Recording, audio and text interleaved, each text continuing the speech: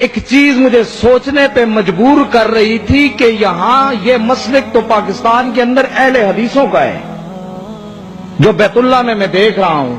نماز کا طریقہ دیکھ رہا ہوں، رفع یدین کا طریقہ دیکھ رہا ہوں، آمین بالجہر کا طریقہ دیکھ رہا ہوں، اور تمام کے تمام چیزیں جو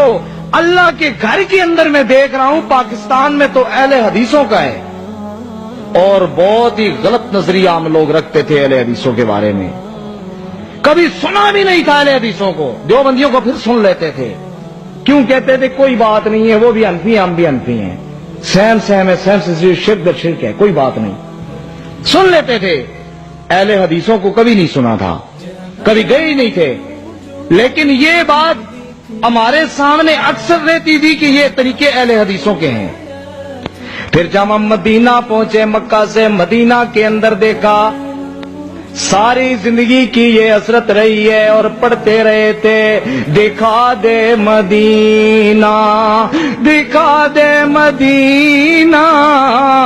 وہ کیسی بستی ہے جہاں ہر وقت تیری رحمت برستی ہے۔ جب مدینے پہنچے، مدینے کو دیکھا اور پھر کملی والے کے روزے پہ حاضری دی، حاضری جب دی تب بھی پتہ چلا کہ یہاں بھی تو وہی طریقہ ہو رہا ہے جو پاکستان کے اہل حدیثوں کا ہے۔ ہمیں کچھ کرنے نہیں دیا جا رہا تھا، میں نعت پڑھنے کے لیے کھڑا ہوا، مجھے وہاں پہ سیکورٹی والے نے روک دیا، کہتا ہے مولوی صاحب نہیں، پاکستان ایران، میں نے کہا پاکستان، کہتا ہے پاکستان بریلوی دیوبندی، میں نے کہا بریلوی، کہتا ہے ہاں پاکستان بریلوی دیوبندی کل مشرک۔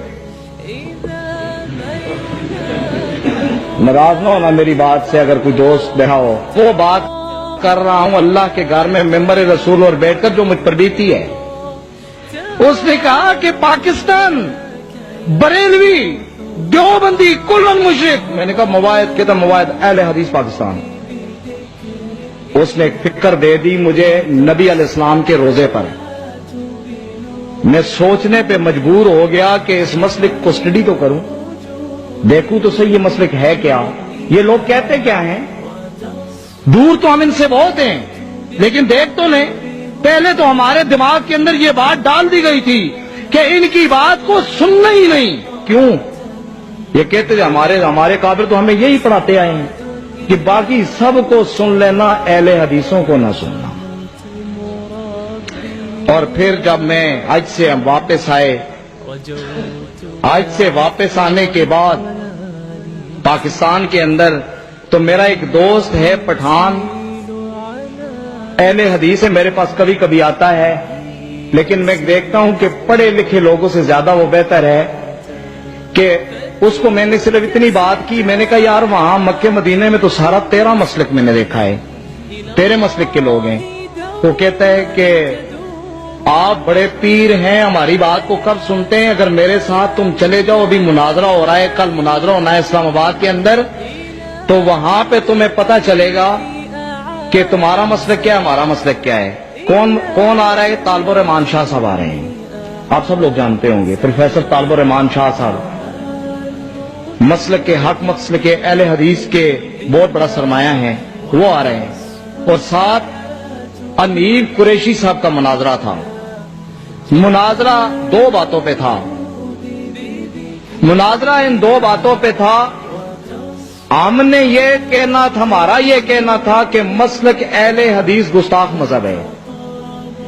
اور مسلک اہل حدیث کی یہ ثابت کرنا تھا کہ بریلوی عقیدہ کفریہ شرکیہ ہے۔ اور پھر رات 9 بجے مناظرہ شروع، صبح کے 5:30 بجے تک پوری رات مناظرہ، 7 سیڑھی ہیں۔ اس میں جو بات سامنے تھی، اس کے اندر جو پہلو سب سے پہلے سامنے آیا، علماء اہل حدیث نے یہ بات کی کہ جی آپ کی فلاں فلاں کتاب کے اندر یہ عبارات موجود ہیں جو کفریہ شرکیہ ہیں، اور میں 44 سال بریلوی رہتے ہوئے بھی میں نے ان باتوں پر غور نہیں کیا تھا۔ کیوں؟ اس لیے کہ ہم تو دیوانہ وار عقیدت میں تھے، नुक्स तलाश ही नहीं करते थे,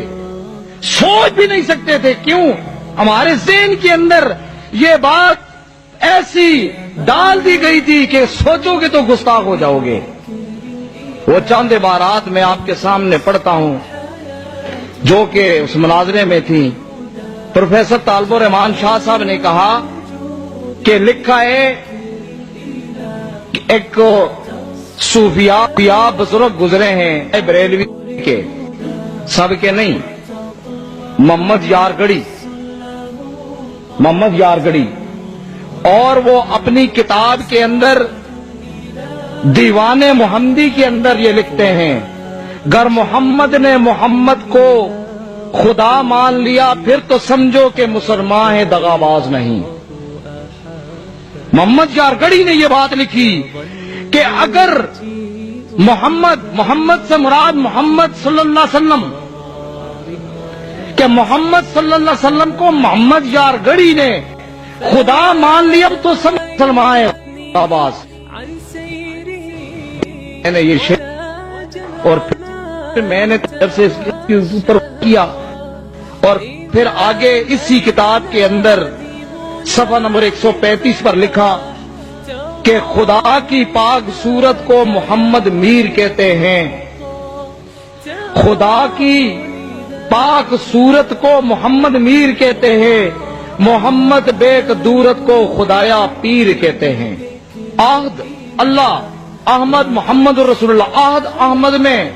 फर्क नहीं मोहम्मदा, उशाक यार रखते हैं ईमान नए नए। आहद अहमद है लेकिन मीन के पर्दे में आया पेन कर या का पर्दा मिठन की गलियों में। जब इन अशार को सामने लाया गया, ऐसे और भी हैं, नकले कुफर न बशद बेशुमार हैं, पंजाबी के भी हैं। इस पर फिर हमने गौर किया कि जो कलाम ऐसे सूफिया का हम पढ़ते पढ़ाते आए हैं और इसको हमने इश्क बना रखा है, ये तो शरीयतन कुफर है। और फिर एक और बात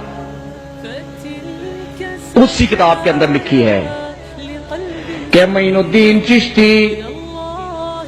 सब लोग जानते हैं, उनके पास एक मुरीद आया और मुरीद ने आकर के कहा कि मुझे बेत कर लो, मुझे अपना मुरीद बना लो। मोइनुद्दीन चिश्ती ने कहा कि मैं तुझे अपना मुरीद बनाता हूं, पढ़ो ला इलाहा इल्लल्लाह चिश्ती रसूलुल्लाह। जिसके अंदर साथ साथ उसने अपना कलमा पढ़ाते हुए जब ये बात की, हम तो अकीदत से उसे मानते चले आए, हमें तो पता भी नहीं था। जब ऐसी बातें आई मेरे सामने, मेरा दिल कांप उठा, मेरे दिल के अंदर एक तड़प उठी, मेरे दिमाग ने करवट लिया और मैंने फिर फैसला किया कि नहीं अफजल कादरी, जो तूने मक्के के अंदर और मदीने पाक के अंदर नबी के रोजा पे जो अकीदा देखा है वो अकीदा अहले हदीस का है और यही सच्चा अकीदा है, इसको फौरन कबूल कर ले, कहीं ऐसा ना हो कि तेरी रूह परवाज कर जाए। ये मेरे असबाब थे अहले हदीस होने के। और फिर वहां से हम चले मस्जिद सुफा में आए। मस्जिद सुफा में आकर के मैंने अकीदा हक को कबूल कर लिया, लेकिन मैंने रिक्वेस्ट की कि अभी मेरे इस अकीदा हक को शो नहीं करना, मैंने अपने जामिया में जाना है, मेरे पास 300 के करीब बच्चियां पढ़ती हैं, मैंने उनकी जिंदगी का, उनकी आखिरत का फैसला करना है। मैं अपने जामिया में आया, मैंने बच्चियों वो सीढ़ियां लेकर के मैंने वहां जामिया के अंदर लगाई और बच्चियों को एक दफा दिखाई तो उन्होंने कहा जी बात तो सच्ची है, पूरी सीढ़ियों के अंदर हमने ये चीज को अखज किया है कि अकीदा हक है तो अकीदा अहले हदीस है, लेकिन हम छोड़ नहीं सकते। किसी ने कहा कि हमारे माँ बाप का मसला है, किसी ने कहा हमारे घर का मसला है। बहरहाल दोबारा फिर देखी, 3 बार 4 बार 5 दिन तक हम इसके ऊपर सर्च करते रहे, 5 दिन तक। अल्लाह की रहमत से 5 दिन के बाद मैंने वहां पे बैठकर कहा कि आज फैसला करना है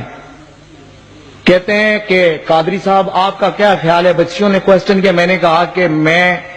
عقیدہ حق کو قبول کر چکا ہوں،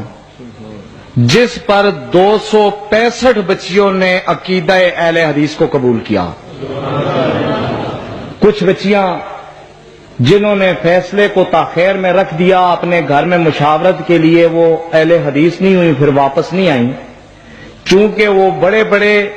گمبھیر قسم کے ایسے گرانوں کی بچیاں تھیں، کوئی پیر ہیں، کوئی کیا ہیں، کوئی تعویذ فروش ہے، کوئی گدی نشین ہے، پتہ نہیں کوئی کیا کیا ہے، تو انہوں نے ان کو روک لیا۔ لیکن اللہ کی رحمت سے، اللہ کے فضل سے،